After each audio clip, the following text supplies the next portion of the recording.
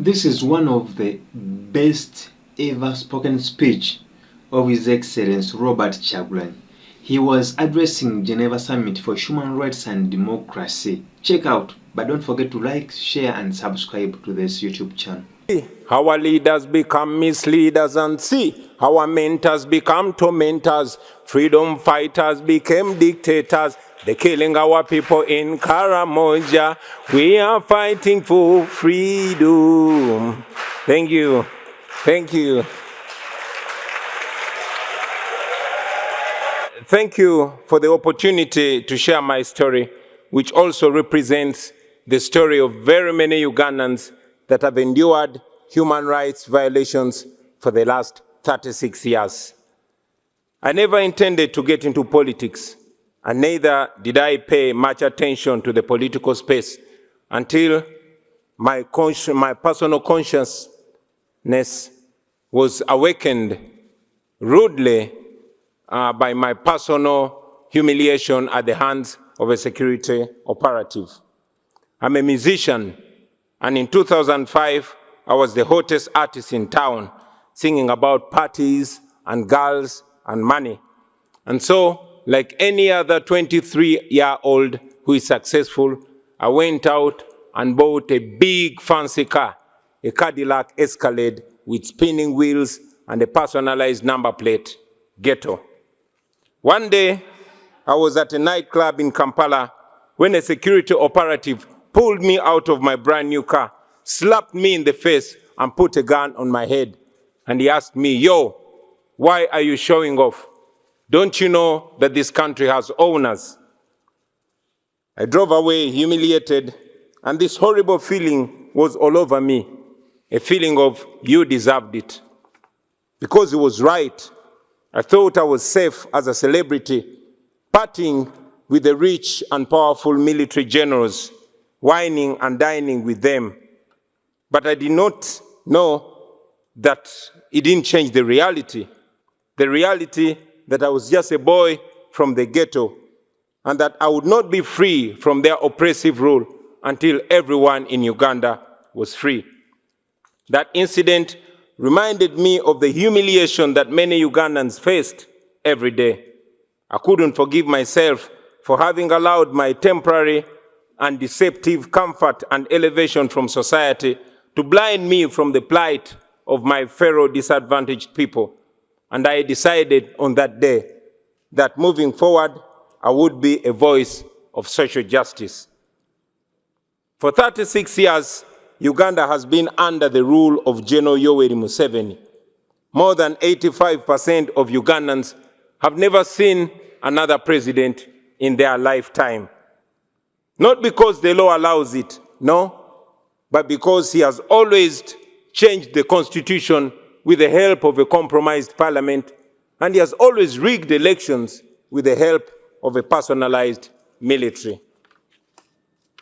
But regardless of all this, the Western world continued to tolerate and enable General Museveni because he is considered a useful dictator, good for regional security and national stability, even if he bends a few rules. But that's not true. General Museveni rules Uganda with an iron hand. He deploys the military against the citizens and students. Those who oppose him are either put in prison, tortured, or killed. His administration ranks one of the most corrupt in the world. His family members and henchmen have plundered our nation at the expense of healthcare, education, and other social services. So, sitting there in my fancy car, beaten and humiliated, I knew I could not stay silent anymore. So, for the next 10 years, I dedicated my music to the plight of the common Ugandans and the fight for human rights. In 2016, General Museveni rigged the election and declared himself president again. And that's when I decided that if the parliament could not come to the ghetto would go to the parliament. In 2017, thank you. In 2017, I decided to run for a parliamentary seat. Our constituency campaign turned into a national campaign, and we won the seat with 80%. Then we started the People Power movement to awaken a generation of young Ugandans, talking to them about democracy and explaining to them why they must get involved. This annoyed General Museveni, and from then we were branded as enemies. In 2018, while on a campaign trail in the northern Ugandan district of Arua, General Museveni decided that it was too much for him to take. He alleged that our supporters had stoned his motorcade, and for that reason, the military was given orders to shoot and kill. I had just stepped out of my car when suddenly I heard gunshots. Blah, blah, blah. My driver and friend, Yasin Kauma, was shot dead in the car seat that I had been occupying just a few minutes earlier. I took a picture of him and tweeted it, him lying in a pool of blood. I tweeted it with the caption, "Police has shot my driver dead, thinking they've shot at me." And then the Special Forces Command, a section of the military that is led by General Museveni's son, Muhoozi Kainerugaba, started hunting for me.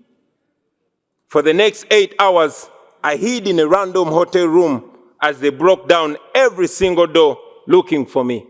Meanwhile, my tweet went viral, and suddenly the entire world was watching Museveni. So when they finally found me, they did not kill me, but they tortured me to near death. I was detained in a military base for several days. Not even my family knew where I was. I later learned that people protested in very many parts of the world calling for my release. And for this, I am forever grateful, because if it was not for that pressure, I'm sure I would not be alive to talk to you today. In a military court, I was charged with the offense of annoying the president, treason, and illegal possession of firearms. They displayed 2 machine guns to prove that. And of course, these were trumped-up charges. Out of shame, the firearms charges were later dropped and the guns disappeared. 2.5 years later, that case has not been heard. So, in 2019, I announced that I was running for president. Now, under General Museveni's Uganda, that means 3 things. It either means prison, or being forced into exile, or death. But we were ready for all that. And yes, that's exactly what happened. We endured the most horrifying campaign, the most violent campaign, the most brutal and murderous campaign you can ever imagine. In November 2020, I was arrested for allegedly violating COVID-19 regulations, a convenient excuse for Museveni to suppress his political opponents. Our supporters protested against my illegal detention, and the military went on rampage. They shot and killed hundreds of people. But of course, General Museveni came out and said that they killed only 54 protesters. Thousands were arrested, and instead of the accountability for the massacre, General Museveni came out and praised the military for a job well done. A few days later, my bodyguard and friend, Frank Senteza, was deliberately run over and killed by a military police car. Thousands of our supporters were then abducted by security operatives in unmarked vehicles called drones in Uganda. And as I speak to you right now, many are still missing, while others are still in illegal detention, simply for supporting me and our party. Those who were lucky to return, they came back with severe torture marks and horrifying stories. Stories of eyes and fingernails plucked out. Stories of men being castrated and women being raped in detention. But we never gave up, and we will never give up. It wasn't me challenging General Museveni. No, it was an entire generation. And for the first time, there were no tribal lines, there were no religious lines, there were no class lines. The entire population were speaking with one big voice. All our people were saying, people power is our power. It was the biggest public phenomenon that I had ever seen. Now, I had been a celebrity, I had done hit songs, I knew what it meant to be famous and having people chant your name wherever you go. But this was different. On election day, after casting my ballot, I went home only to find my house surrounded with hundreds of soldiers. And later I learned that the same was happening to all our party offices across the country. The internet was switched off. Mainstream media was placed under strict censorship.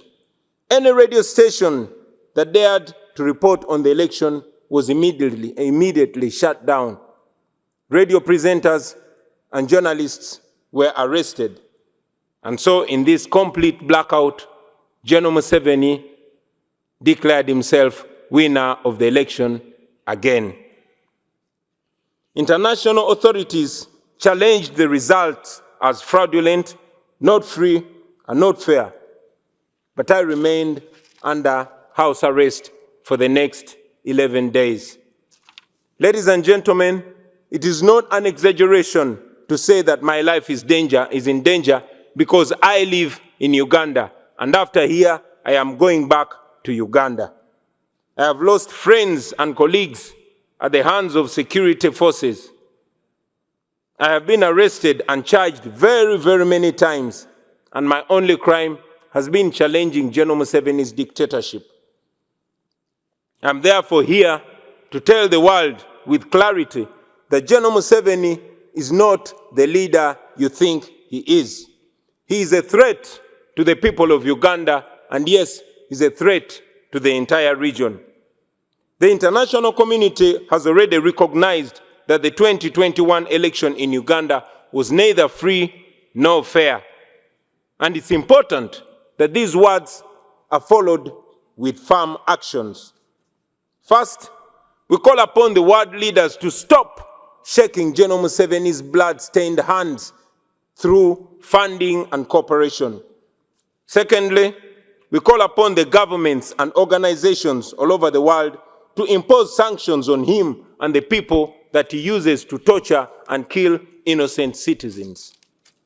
Thirdly, we call upon all those who value democracy and human rights and the rule of law to isolate General Museveni because he has distinguished himself as an excellent violator of human rights who has no respect whatsoever for human life and human dignity. And fourth, we ask you to support our demands for accountability for the crimes against humanity that he has committed and continues to commit against the people of Uganda. Now, for far too long, the Western world has believed that allowing dictators to hold their nations hostage is an unacceptable cost for perceived security. Leaders who tolerate dictators and treat them as legitimate partners are complicit in their crimes. Please do not be partners in crime. Do not sacrifice your moral obligation. Do not sacrifice your moral obligation for short-time convenience. Please stand on the right side of history. I thank you. It's been a touching speech. You can't listen up to the end and you don't shed tears, but hope you pick one or two lessons from this speech. Share your view, share your thought about this speech that almost made Bobi Wine famous in the Western countries. Don't forget, subscribe, like, share this video.